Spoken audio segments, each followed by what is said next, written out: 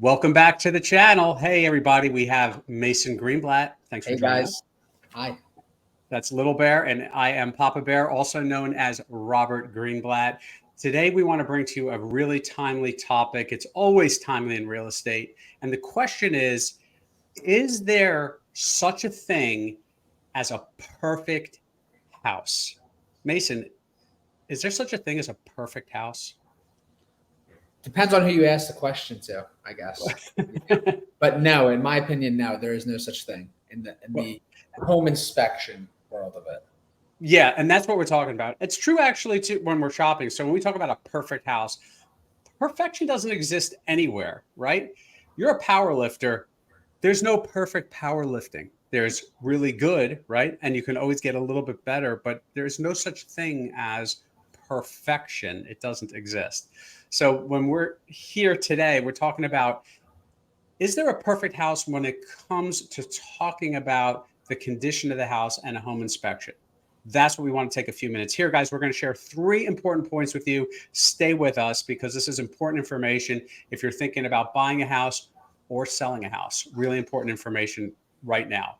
All right. So, one of the things, point number 1 that we wanted to bring up is, as a buyer, what are your expectations when it comes to purchasing a house and what condition it's in? I could tell you, as a real estate professional, I have had buyers do home inspections on brand new construction, and they still find things that are not quite right with the house. All the Right? time. All the What's time. your experience? Yeah, what's your experience, Mason, and working with buyers and home inspectors? What do you see?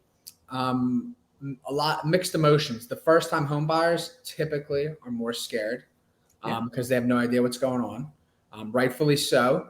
The people that have bought a few homes, they've been around the block, so they understand it a little bit more. Maybe it's been 15, 20 years or 10 years, 5 years, whatever, but they understand, they get the idea of it. Right. So I think there's a lot of mixed emotions for each buyer. Right. So if you're selling a house, one of the things I'm going to tell you on that side is the buyer's response to a home inspection. And by the way, time out. Let me back up and say that a lot of what we're sharing right now, it has to is it's always relevant, but it's even more relevant when we have a balanced market. If you're in an area right now that's still experiencing tremendous buyer demand where the sellers can just kind of pick an offer, this may not apply as strongly. However, back to that point. So what I always tell you if you're selling your house is the results of the home inspection or what happens after the home inspection is going to be the result of a combination of, to your point, Mason, how nervous a buyer is or how anxious a buyer is. And some buyers are very anxious. It's just the way it is. And that combination of the home inspector and how that information is presented, and is the home inspector an alarmist? And it's hard to judge if a home inspector is an alarmist. So if you're a home inspector watching this, don't take this the wrong way. However, when you put that report on paper, a lot of the times it can scare the heck out of a buyer.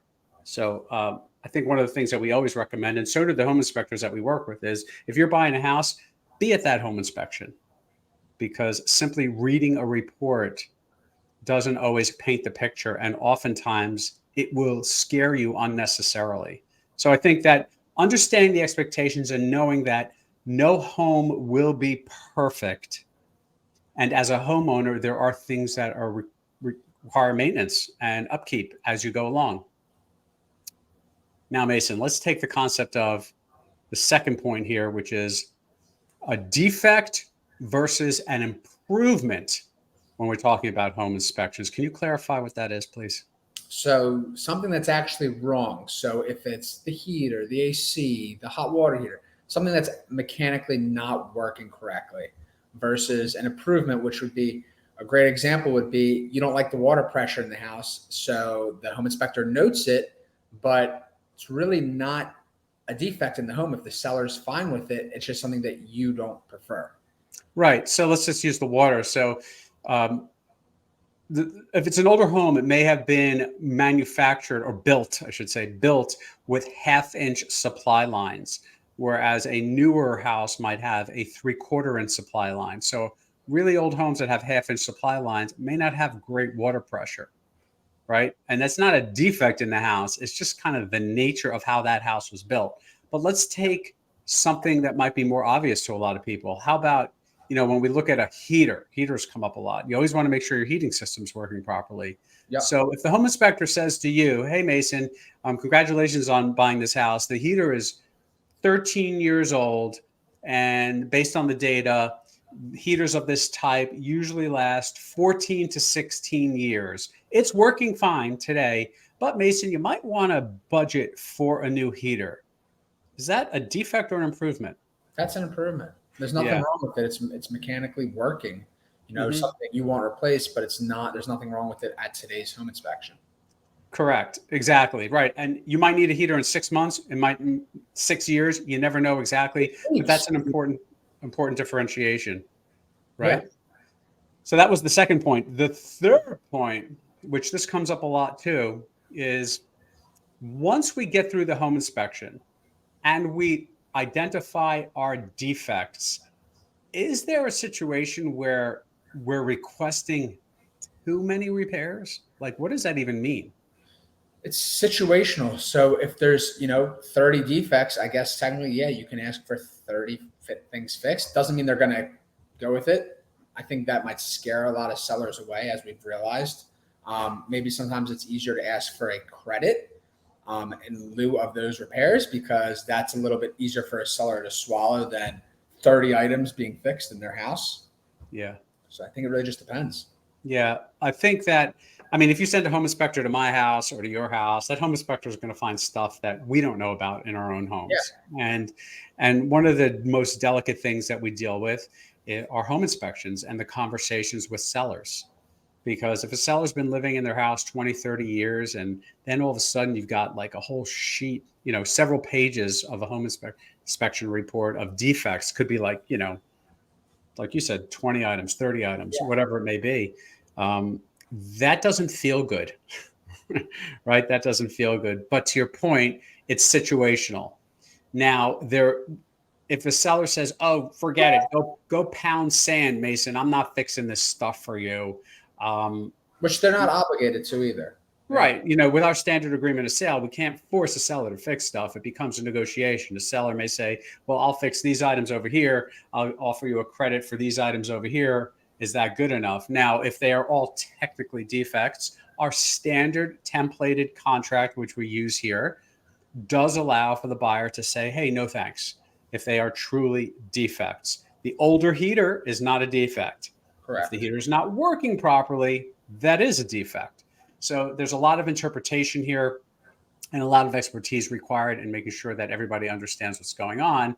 However, it kind of sometimes a home inspection report feels like as a seller, you're getting smacked across the face. Yeah.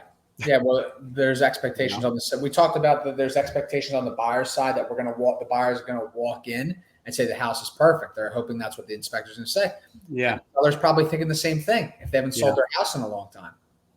Yeah. So it is a smack in the face in some degree, because you're getting a 15-page report that you weren't even expecting. You thought your house was perfect, the best one on the block.